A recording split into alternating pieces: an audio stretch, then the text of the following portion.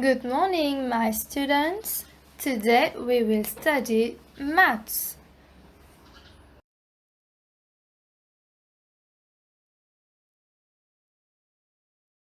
Page 69, la page 69. Our topic for today will be equivalent fractions.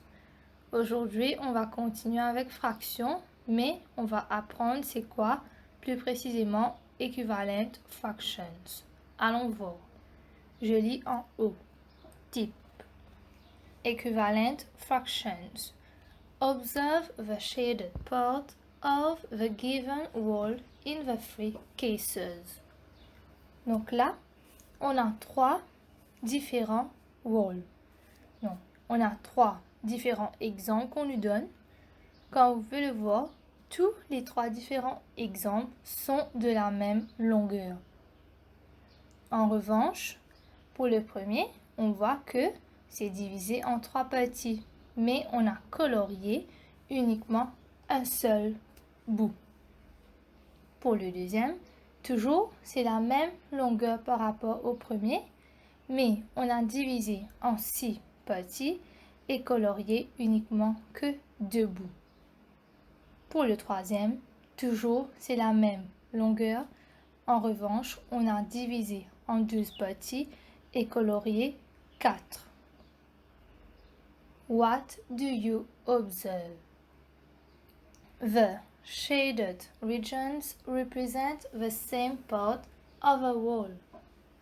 On vous dit que, remarquez bien, pour tous les trois, dans tous les trois cas, c'est la même longueur.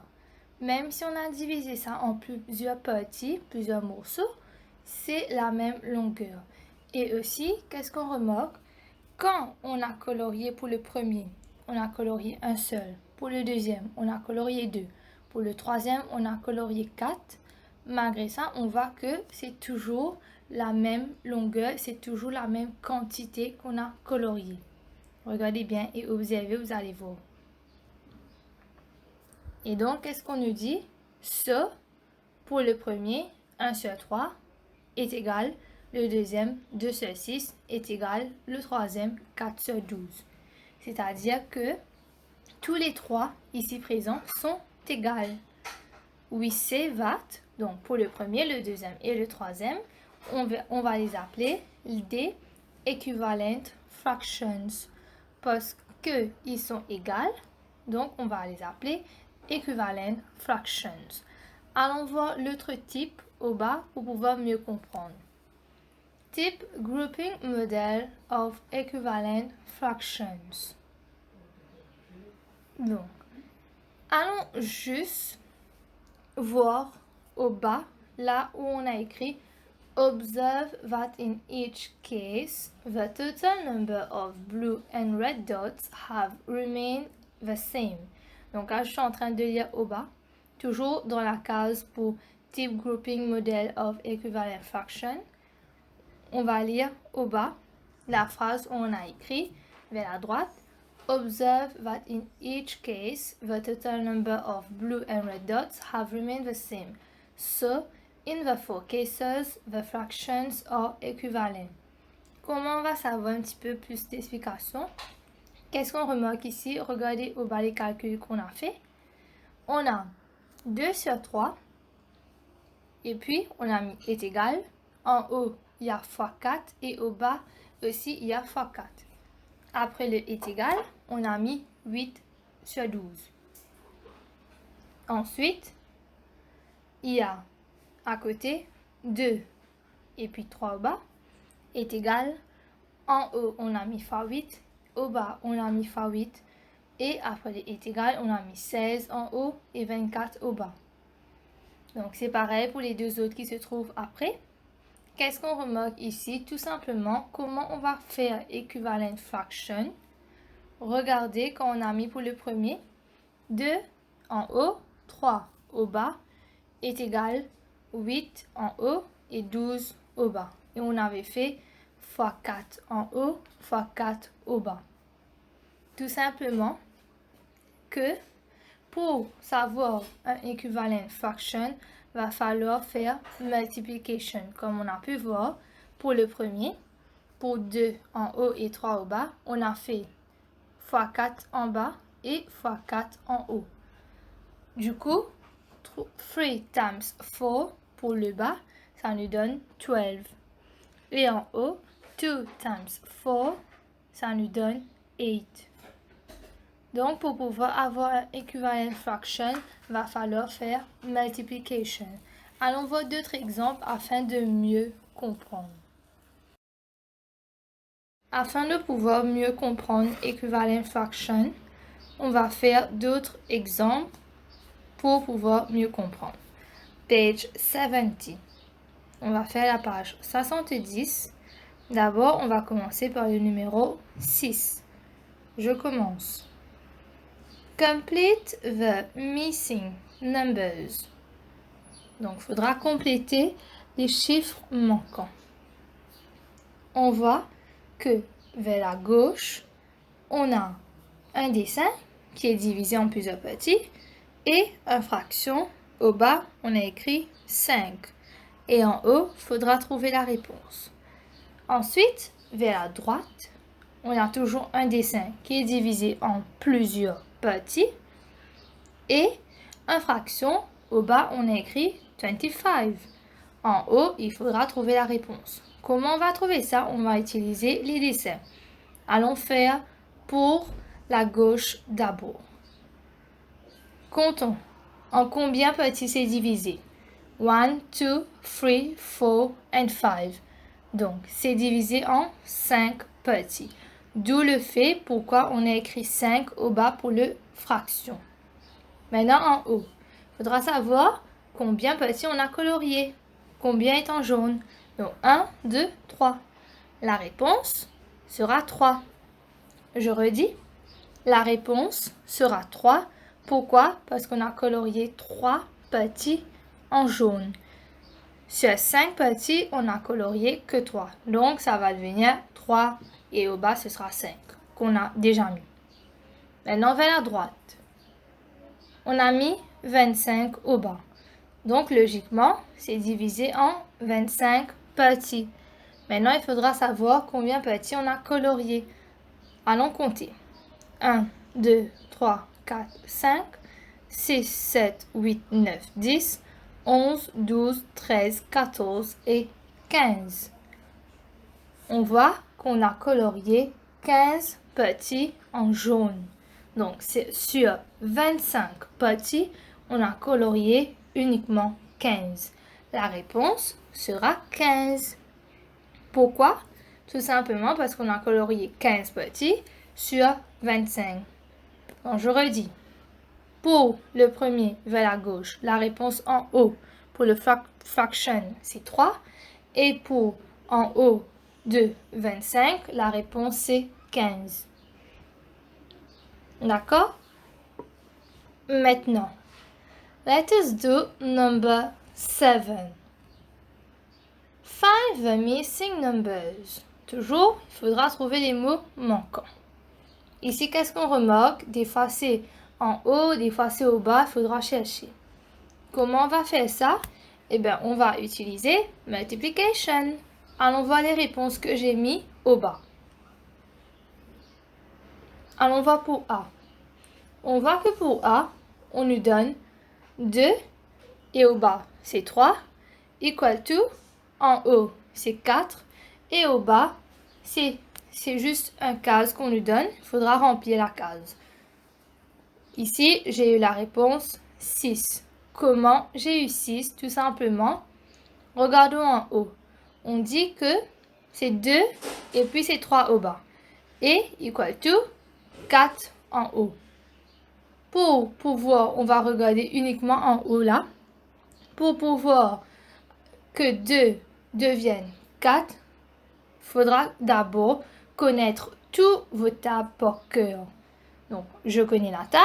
Je sais que pour que 2 devienne 4, il faut faire 2 times 2. 2 times 2 égale 4. Donc, si je fais times 2 en haut, il faudra faire times 2 au bas. Donc, pareil, je vais faire 3 times 2 au bas et je vais avoir la réponse qui est number 6. Allons voir pour un autre. B. On me donne 2 en haut, 3 au bas. Equal to, en haut, on me donne 8. Toujours, il faudra chercher maintenant pour le bas. Comment je vais savoir? Il faudra regarder uniquement en haut d'abord. Comment je fais 2 devenir 8? Toujours, il faudra connaître tous ces étapes par cœur. Je sais que pour que 2 devienne 8, il faudra faire 2 times 4. 2 times 4 égale 8. Donc, si je fais x 4 en haut, pareil, pour le bas, je dois faire x 4. Donc, pour le bas, ça devient 3 times 4 and the answer is 12. Je fais pareil pour C. On me donne 2 en haut, 3 au bas. Et on me dit qu'il faudra chercher pour en haut. D'abord, je vais regarder au bas parce qu'on a les deux pour au bas.